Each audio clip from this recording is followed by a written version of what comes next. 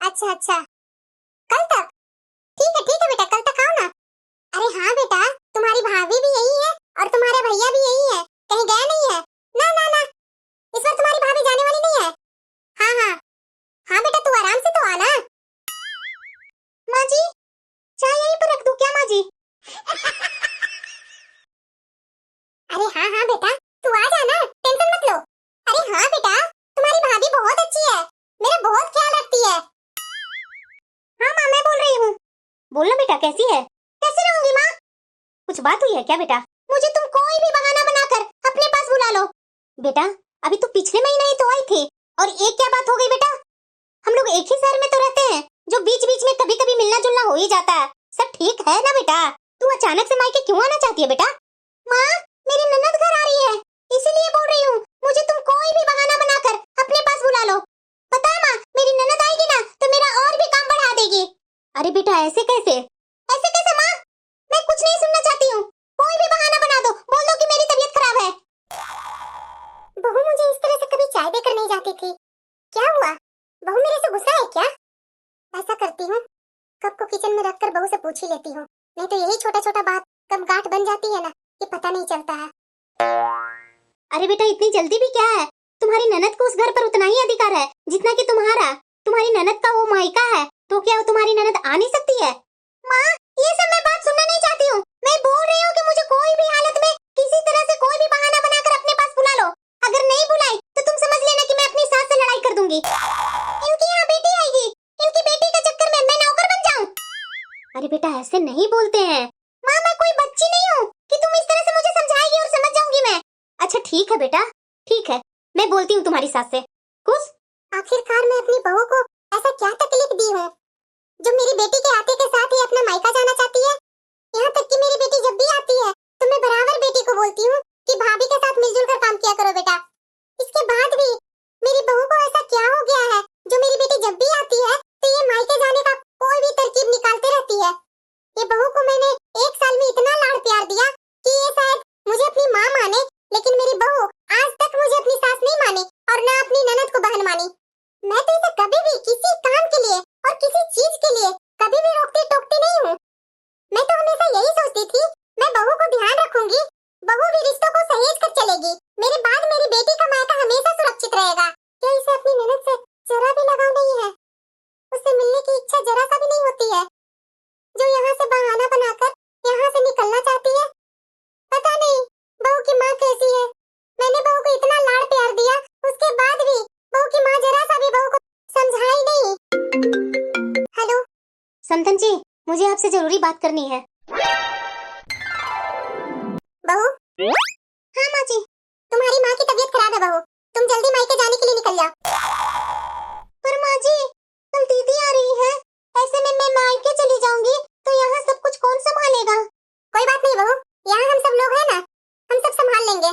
वैसे भी मेरी बेटी आती है तो हाथ पर हाथ रखकर बैठी तो नहीं ना रहती है, वो भी काम करती है। अभी तुम्हारी माँ को तुम्हारी ज्यादा जरूरत है, इसलिए तुम अभी मायके चली जा। अब मैं चली मायके। वाह माँ! अरे बेटा, आ गई तुम? हाँ माँ, तुम तो मेरी प्यारी माँ हो। ऐसा तुमने एक्टिंग की कि मेरी सास तुरंत मान गई, 1 मिनट में ही बोली जा बहू जा, मायके जा। तुम तो एक्टिंग अच्छा कर लेती है माँ। मेरे साथ रह रह करके चालाकी तुम भी सीख ली। तुम्हारी सास ने एक्स्ट्रा कुछ बोला तो नहीं ना? अरे नहीं माँ, तुम इतनी अच्छी एक्टिंग ही जो की 1 मिनट में ही भेज दी मुझे। वैसे माँ, भाभी कहीं दिख नहीं रही है, कहाँ है भाभी? जल्दी बोलो ना भाभी को चाय नाश्ता लाने के लिए। अरे बेटा। माँ जी, आप कहाँ जा रहे हैं भाभी? अच्छा हुआ दीदी कि आप आ गए। मैं तो सोच ही रही थी मायके जाने से पहले अगर अपने मायके चली जाऊंगी तो सासू माँ को कौन ध्यान देगा। अच्छे टाइम पर आए हैं दीदी आप। अब मैं अपने मायके जा रही हूँ, थोड़ा सासू माँ का ध्यान दे दीजिएगा। क्या? हाँ दीदी, मैं मायके जा रही हूँ। गर्मी की छुट्टी मिली है ना, तो बच्चों लोग को छुट्टी पड़ गई है, इसलिए मैं बच्चों लोग को लेकर के मायके जा रही हूँ। और मुझे भी दीदी बहुत दिनों से मायके जाने का मन कर रहा था, मैं जा नहीं पा रही थी। अब आप आ ही गए हैं, कुछ दिन तक सासू माँ की सेवा कीजिए, मैं मायके से घूम करके आती हूँ। और सासू माँ को इधर में तबीयत खराब रहती है हमेशा, तो थोड़ा सासू माँ पर ध्यान देते रहिएगा। अच्छा सासू माँ, मैं चलती हूँ। बेटा, सही टाइम पर आई है बेटा तुम। देखना बेटा, लगता है कि जोड़ों का दर्द फिर से चालू हो गया है। कभी कमर में दर्द रहता है, कभी हाथ के कलाई में दर्द रहता है। मेरे से अच्छे से काम नहीं हो पाता है। तो जाना बेटा, तू किचन में थोड़ा खाना वाना देख लो ना। बहू जल्दबाजी में गई, दोपहर का खाना बनाकर भी नहीं गई है। तो जाना बेटा किचन में दोपहर का खाना बना ले बेटा। माँ, भाभी ऐसा मनमानी कर कैसे सकती है? इन्होंने तो तुमसे इजाजत भी नहीं ली, बस बताकर झट से निकल गई। अब मैं क्या बोलूं बेटा, जिस तरह से तुम बार बार मायके आ रही हो ना, तो मेरा तो मुंह ही नहीं खुल रहा है कुछ बोलने के लिए। अब मैं उसका फर्ज गिनाने बैठूंगी बेटा, तो वो भी तो तुम्हारा फर्ज गिनाने लगेगी कि दीदी एक बहू होने का फर्ज कहाँ निभा रही है। दरअसल पता है बेटा, जब मैं तुमसे बात कर रही थी ना, तो बहू भी वही थी और फोन का स्पीकर ऑन था, तो उसने सारी बातें सुन ली बेटा। तो उसे लगा बेटा कि तुम जब बहाना बनाकर आने के लिए कह रही हो, तो वह इतने दिनों से मायके नहीं गई है, तो वह मायके क्यों नहीं जा सकती? इसीलिए बेटा वह पूरे अधिकार के साथ मायके चली गई। मैं कैसे रोक सकती हूँ बेटा? जब मेरी बेटी में कमी है बेटा, तो मैं उसे क्या बोलूं? बेटा मेरी कमर में बहुत दर्द हो रही है बेटा, हाथ में भी बहुत दर्द है। मैं जा रही हूँ बेटा अपने कमरे में, तुम तब तक देख ले बेटा, खाना थोड़ा बनाना है, किचन में जाकर थोड़ा खाना बना ले बेटा। काम से बचने के लिए मैं यहाँ आई थी, और यहाँ भी सारा काम मेरे माथे पर ही पड़ गया। कम से कम मैं अपने ससुराल में थी तो मेरी सास और मेरी ननद तो काम करने में हेल्प कर देती थी, लेकिन यहाँ मुझे सब अकेले ही करना पड़ेगा। मैं तो सोच कर आई थी कि मायके जाऊंगी, आराम से रेस्ट करूंगी, आराम से इधर से उधर घूमूंगी, घर में भाभी है ही है, अच्छा से अच्छा खाना बनवा कर खाऊंगी उनसे मैं। वाह बेटा, तुम कब आई? नमस्ते पापा। खुश रहो बेटा। अच्छा की बेटा कि तुम आ गई। तुम्हारी माँ ने अभी फोन की थी मेरे पास, वो अभी अभी बताई कि बहू अभी मायके गई है। तुम आ ही गई है बेटा, तो जरा जाना किचन में, मेरे लिए अच्छा खाना बना देना, शाही पनीर बना लेना, दाल फ्राई बना लेना, और हाँ बेटा वो दाल वाली कचौरियाँ जरूर बनाना। तुम्हारे हाथ की वो दाल वाली कचौरियाँ मुझे बहुत अच्छी लगती है। बैंगन का भरता बना लेना, और वो सेवैया जरूर बनाना बेटा। और वैसे भी बेटा तुम आई है तो पकवान तो बनना चाहिए ना, तुम्हारे हाथ का खाना खाए हुए तो बहुत दिन हो गए बेटा मुझे, तो आज जरा अपने हाथ से बनाकर खिला दो बेटा। तब तक तुम्हारी माँ को कमर में मलहम लगाकर मालिश कर देता हूँ, बेचारी बहुत दिन से कमर और हाथ का दर्द लेकर के परेशान है। और हाँ बेटा खाना जरा जल्दी बनाना, भूख मुझे बहुत जोरों की लगी है। और तुम्हारा भाई भी बेटा दोपहर में खाने के लिए घर पे ही आता है, तो जरा जल्दी बना देना बेटा, टाइम हो रहा है। ये क्या हो गया? इस तरह का पकवान तो मैं यहाँ फरमाइश करती थी आकर भाभी से, और आज मुझे ही सारे पकवान बनाने पड़ रहे हैं। आने के बाद मैं थोड़ा सा रेस्ट भी नहीं की। माँ है कि अपने रूम में चली गई और पापा चले गए मलहम लगाने, और मुझे काम देकर किचन में भेज रहे हैं कि जाओ किचन में काम करो। पर बोल दिया है तो बनाना तो पड़ेगा ही। एक ऐसी सब्जी बनाई है तुमने, बहू तो कितना अच्छा खाना बनाती है। तुम मायके आती है तो अपने भाभी से बढ़िया खाना बनाने के लिए क्यों नहीं सीख लेती है बेटा? वहाँ ससुराल में तुम्हारा कैसे काम चलता होगा? वहाँ तो खाना मेरी सास और ननद मिलकर ही बना लेती है, मैं तो उनका हल्का फुल्का कुछ काम कर देती हूँ। कभी भी वो मुझे रसोई में अकेला छोड़ करके नहीं आती है, फिर भी अपनी ननद को आने का नाम सुनकर मैं अपना मायके भाग आई। हाँ बेटा खाना उतना अच्छा नहीं बनाई है तुम, पर कोई बात नहीं बेटा, तुम भी खाना खा लो ना। शायद मेरे साथ यही होनी चाहिए, क्योंकि मैं इतनी अच्छी ससुराल से अपने काम के प्रति जिम्मेदारी नहीं निभाई, और मेरे कारण मेरी भाभी भी अपने फर्ज से पीछे हट रही है। अगर मेरी भाभी भी मेरे कारण अपने फर्ज से पीछे हटने लगेगी तो मेरी माँ और पापा को कौन ध्यान देगा? अरे बेटा तुम खाना नहीं खाई और यहाँ आकर बैठी हुई है, चल पहले खाना खा ले। माँ मैं अपने घर वापस जा रही हूँ। क्यों बेटा, पापा के बातों पर बुरा लगा? वो तो ऐसे ही कुछ बोलते रहते हैं बेटा, उनके बातों पर तुम ध्यान क्यों दे रही है? नहीं नहीं माँ, मैं बहुत गलतियाँ की हूँ, मेरे कारण माँ भाभी अपने फर्ज से पीछे हट रही है। क्या ये सब अच्छा रहेगा? तुम्हारा इतना प्रॉब्लम होता उसके बाद भाभी अपने मायके चली गई, क्यों मैं बराबर यहाँ आती हूँ?